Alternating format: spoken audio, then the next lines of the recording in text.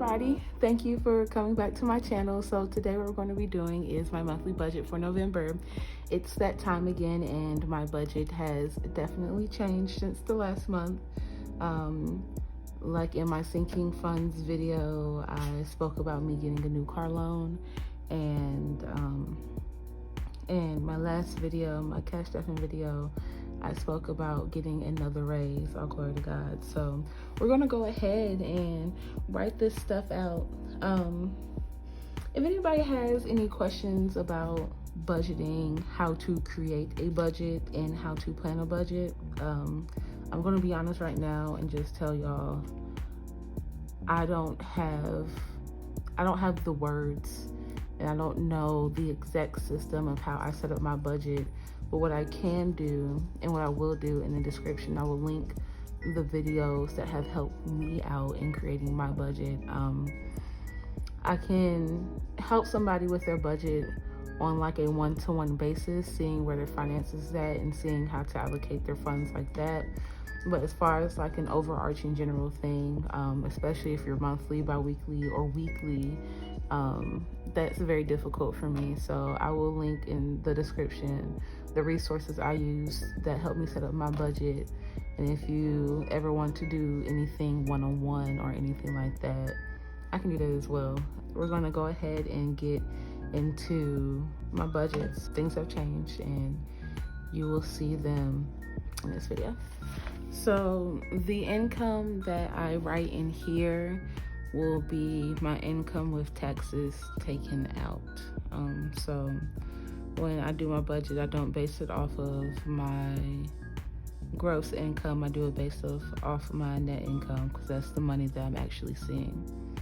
And with our jobs, I just want to say that I know we with like insurance and everything like that, and like open enrollment, we think we need certain things to have just in case, and sometimes that can take away a little bit money from our check, because we want to have something just as a safety precaution that we probably will never use ever.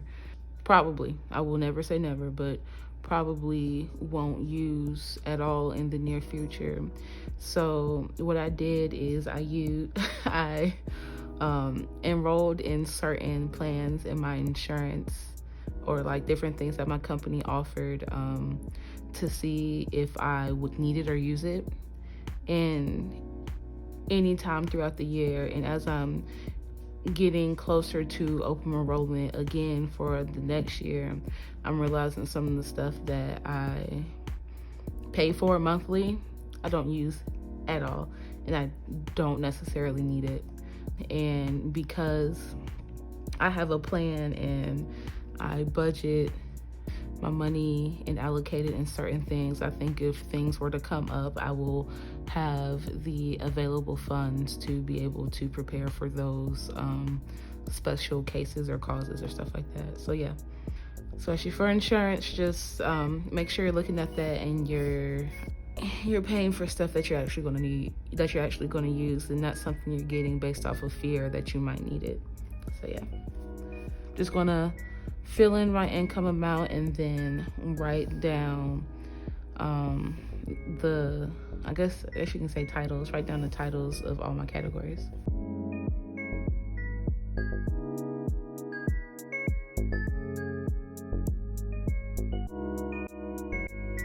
Alrighty, so I now have written everything out, and so now what I'm going to do is just allocate my money now. Like I say in a lot of my budget videos and some of my cash envelope videos, I feel very strongly about tithing, and I believe the power in it. So I do set aside my tithes from each of my checks, and the first thing I like to do is my tithing first before I write in anything. So in my like budget sheet that I have right here, everything's all planned out, so I know where my money is going, because I already planned it out before that. But just as far as writing it out and showing to the public, I want to be very intentional on where I do think about my money going first instead of the rest of my bills.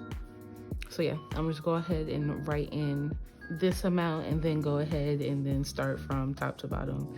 And the reason why I'm not like calculating every little thing is because at this point in time, I pretty much know my budget. I just wanted to interject right here and just say that because I get paid bi-weekly and because my salary doesn't change, it's easier for me to handle a budget. Now, for somebody who gets paid hourly, their budget's going to change.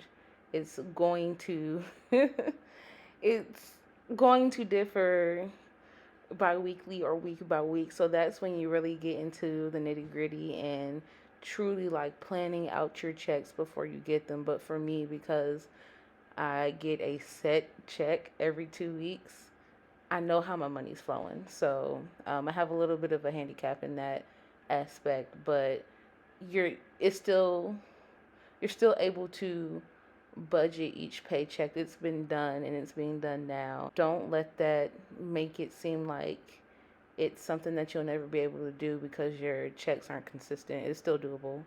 And people do it, and there are channels that do budget based off the checks that they receive. So yeah, just want to say that. How I'm allocating everything. So it's just it's a point of record keeping at this point, just to keep me accountable for what I said I was going to do with my money. So yeah, I'm gonna just go ahead and write everything down now.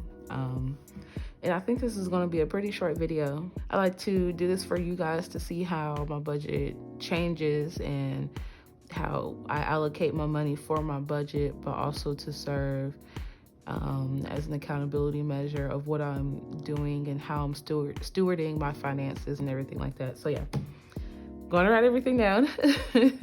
I usually ramble a lot, so I'm going to write everything down. Stop talking, write everything down, and then we're going to come again for the final totals and everything like that.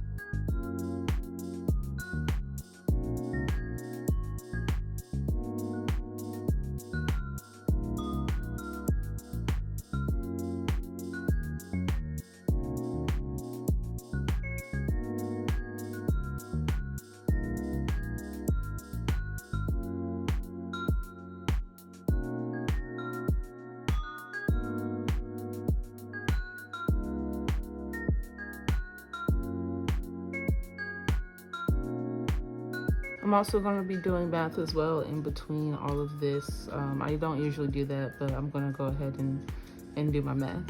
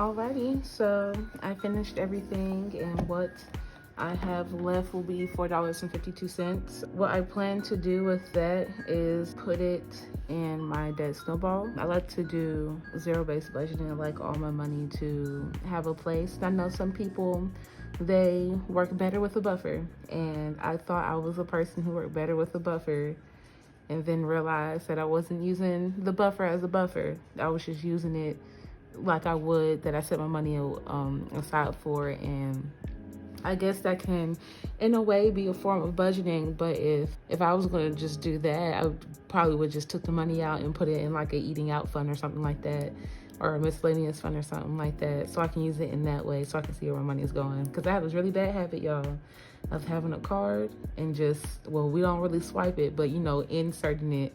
I have a real bad habit of just using my card and not thinking of where that money is going later. So I like the zero-based method to give me some sort of discipline with my money. If you ever check back on my bio or my YouTube channel, like the actual page, you'll see that I explain that I'm an impulse buyer. And so say if you go to like a store like Five Below, one of my favorite stores, I see something that I like and I be like, oh, that's cute. It costs only like, what, $2? Okay, I'm gonna get that. And then what ends up happening is I see a lot of stuff that costs like $2, $3, even $1 that I like. And I end up having like a basket full of stuff that end up costing like $20 in the end, because I was just looking at things that look nice that I think I'm going to use but not really going to use. And so I just, it's a real problem and I'm working on it. But yeah, that's why I do zero-based budgeting, and that's why I like it. But all power to people who can actually have that buffer and use it wisely. And with this budgeting and cash stuff and everything like that, it's all personal to you. You don't look at what somebody's doing and try to mimic them. What you do is look at them, get inspiration, and see what you can apply to your own situation and your own finances. And you create your own method that works for you. So what people usually do with like cash stuffing videos and budgeting videos, I think, and what I used it for, was to give me a guide on what to do. Because what it looks like, because some people don't know where to start, and some people don't know what a budget will look like and what it could look like and the advantages of it over time. And there are some people I've watched even just throughout this year, and I've seen their savings grow tremendously just based off of saving. And even if they save as little as $10 a month, just imagine what $10 a month can do for your finances in a year. It might not seem that much, but you're saving money. And then what's $10 in different categories, when you add it all together, it becomes a big lump sum of money that you save throughout the year. So yeah, this budgeting, cash envelope, finances, is all personal for you and your situation and your life right now. And then even my budget won't stay the same throughout like this upcoming year and through the next year. It's more than likely going to change. And taking you guys through that journey, I hope to, and I think everybody else hopes to, show you how to adjust your budget for the different circumstances of your life. So yeah, I'm gonna stop rambling. I'm done with that. That is my budget for November. Thank you for joining me on Tuesday. Don't forget to like, comment, and subscribe. It helps me out a lot, and I like to talk to you guys. But have a great one, and I'll see you on the next one. Bye.